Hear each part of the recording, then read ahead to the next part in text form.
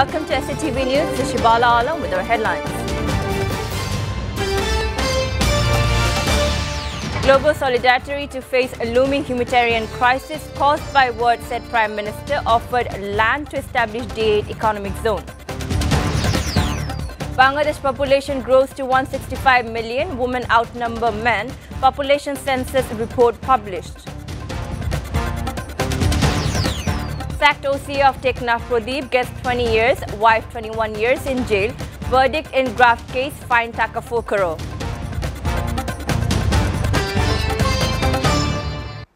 Prime Minister Sheikh Hasina on Wednesday called for greater multilateral cooperation and global solidarity to bravely deal with the looming humanitarian crisis caused by Russia-Ukraine war and subsequent sanctions and counter-sanctions. The Prime Minister said this while inaugurating the 20th session of D8 Council of Ministers at Hotel Intercontinental in Dhaka. She joined the program virtually from her official residence, Ganabhavan.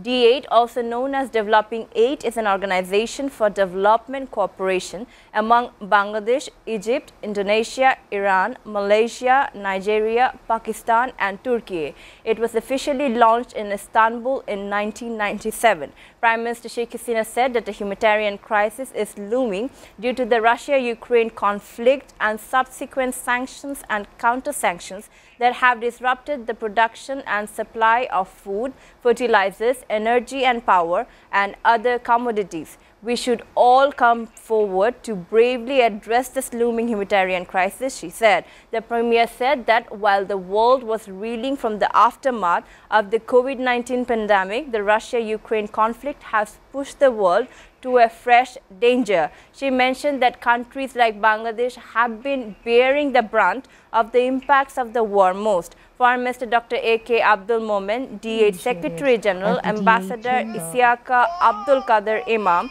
State Minister Muhammad Sharia Alam, President of D8 Chamber of Commerce and Industry Sheikh Fazde Fahim, and Foreign Secretary Masood bin Momen also spoke at the program. The 20th Council of Ministers, we're also having the second General Assembly of the D8 CCI and Business Expo.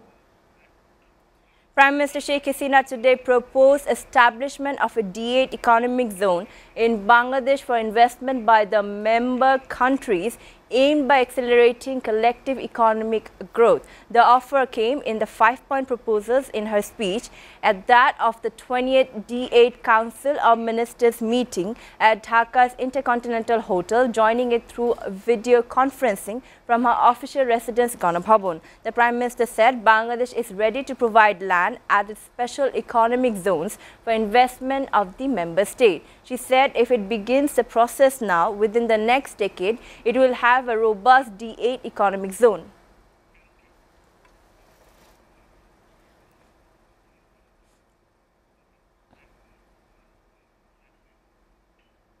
Bangladesh's population grew to 165 million in 2022 from 144 million in 2011, according to the Population and Housing Census 2022 report published by the Bangladesh Bureau of Statistics (BBS) and the Bangabandhu International Conference Center on Wednesday. The population has risen by 21 million. Currently, women outnumbered men in the country. The latest figures show about 83.35 million women live in the country compared to 81.71 million men. The population of the third gender stands at 12,629. According to the report, the rate of population growth is 1.22%. In 2011 census, it was 1.37%. Population density has increased to 1,119 people per square kilometer. In the previous census, it was 976. The literacy rate has increased to 74.66% from 51.7% in 2011.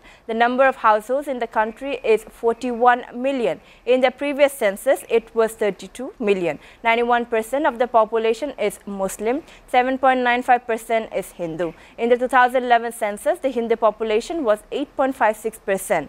Project Director of BBS Dildar Hossain highlighted the different aspects of the primary report in population census and household survey, Speaker of the National Parliament Dr. Shirin Sharmin Chowdhury, Planning Minister M.A. Mannan, State Minister for Public Administration Farhad Hossain, State Minister for Planning Shamsul Alam and other dignitaries were present. Chief Election Commissioner Qazi Habibul Awwal has said that it is not possible to hack an electronic voting machine EVM.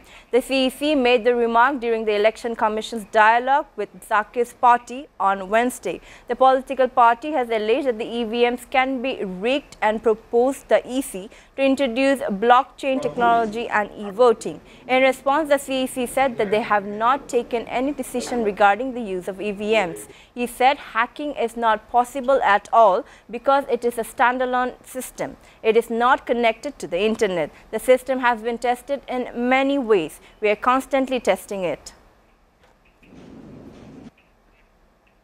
A Chittagong court has sentenced suspended OC of Tekna police Pradeep Kumar Das to 20 years rigorous imprisonment and his wife Chumki Karan to 21 years in a graft case. Judge Munshi Abdul Majid of the Chittagong Divisional Special Judges Court announced the verdict on Wednesday. The two have been fined Dhaka 4 crore by the court. The court also instructed the Anti-Corruption Commission to confiscate all the assets owned by the couple, said the public prosecutor Mahmudul Haq Mahmud.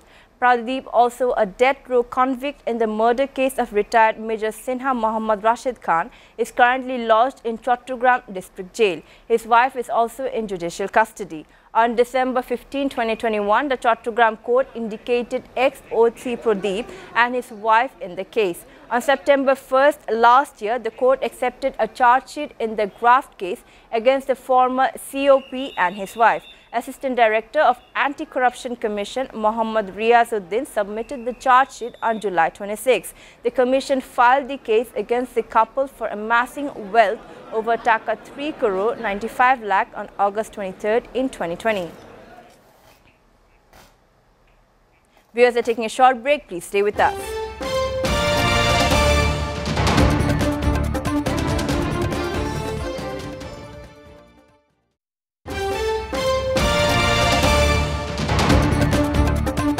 Welcome back. You're watching SATV News. Now news from abroad.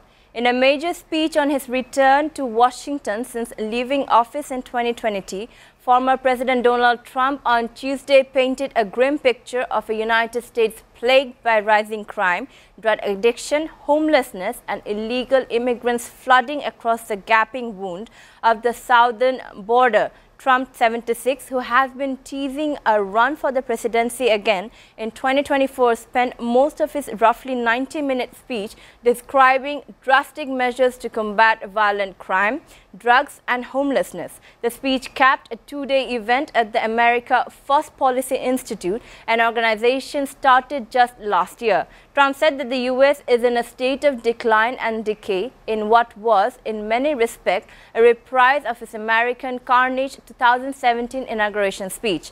Trump said that the police should be funded and empowered to clean up crime, and organized tent settlements should be set up on the outskirts of the towns to accommodate the homeless with proper care.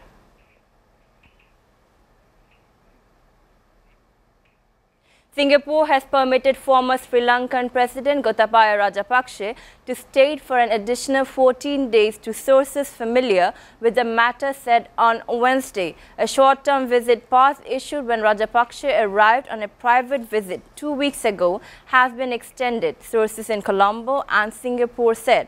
Rajapaksa is now able to stay in Singapore until August 11. Rajapaksa landed in Singapore on July 14, a day after fleeing his crisis-ridden country via Maldives and following a popular uprising that forced him to resign as president.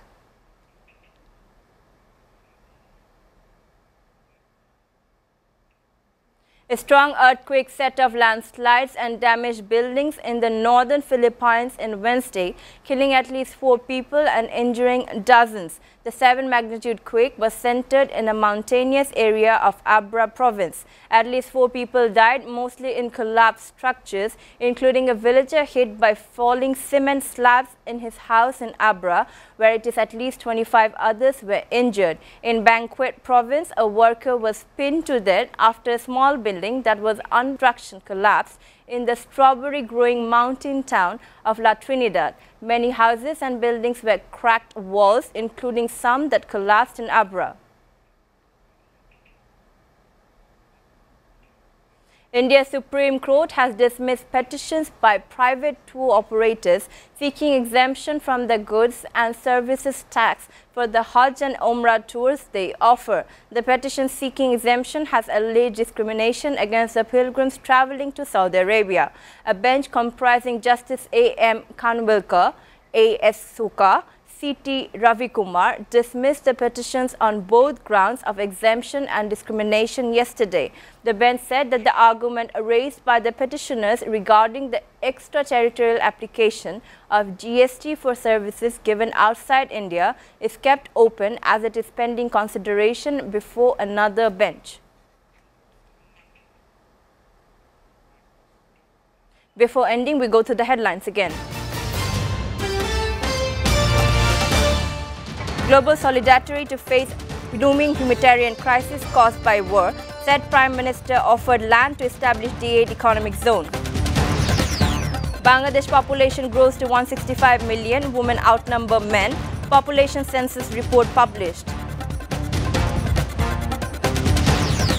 Sacked OC of Tekna Pradeep gets 20 years, wife 21 years in jail, verdict in graft case, fine Dhaka 4 crore.